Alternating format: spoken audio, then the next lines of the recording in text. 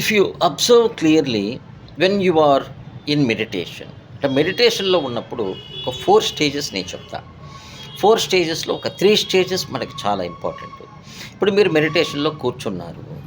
కూర్చున్నప్పుడు ఏమవుద్దంటే మీరు బీటాలో ఉంటారు, కాన్షియస్గా ఉంటారు.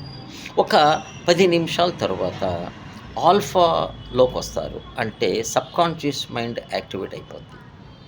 అలా ఆల్ఫా తర్వాత నెక్స్ట్ మనకు ఉండేది ఏంటంటే అన్కాన్షియస్ మైండ్.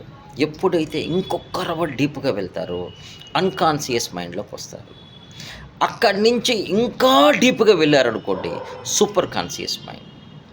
ఎప్పుడైతే మనము సూపర్ కాన్షియస్ మైండ్లోకి వస్తామో అప్పుడు మీ బాడీ చాలా తేలికవుతుంది. మీ బాడీని కూడా మరిచిపోయే పరిస్థితిలోకి వస్తారు. డీప్‌గా మెడిటేషన్‌లో ఇన్వాల్వ్ అయ్యి ఉంటారు.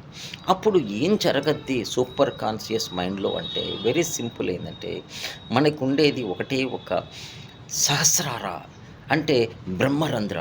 అక్కడి నుంచి మనకి సూపర్ కాన్షియస్ మైండ్‌లోకి మనం ఎంటర్ అయిన తర్వాత కాస్మిక్ ఎనర్జీ మన బాడీలోకి ఎంటర్ అవుద్ది. ఈ కాస్మిక్ ఎనర్జీ ఏం చేస్తంటే మనకుంటే రుగ్మతలు, హెల్త్ ఇష్యూసు ఇయన్నీ కూడా ఆ కాస్మిక్ ఎనర్జీ మన బాడీలోకి ఎంటర్ అయ్యి బాడీని హీల్ చేయడానికి ఉపయోగపడుద్ది. అందుకే మీరు గమనించి చూడండి, మెడిటేషన్ చేసే వాళ్ళకి పెద్దగా హెల్త్ ప్రాబ్లమ్స్ ఏమి ఉండవు. ఆ స్టేజ్ దాకా వెళ్ళగలిగితే మనము ఎంతో టైం పట్టదు. Matter of half an hour నుంచి 45 మినిట్స్ లోపల మనము డీప్‌గా ఏ డిస్టర్బెన్స్ లేకుండా ఫోన్స్ అయన్నీ పక్కన పెట్టి, ఎవరితో ఎటువంటి కాంటాక్ట్ లేకుండా మీరు ప్రశాంతంగా కూర్చొని దాని మీద లగ్నం కాగలిగితే ఆటోమేటిక్‌గా మీ సూపర్ కాన్షియస్ మైండ్ యాక్టివేట్ అవుతుంది.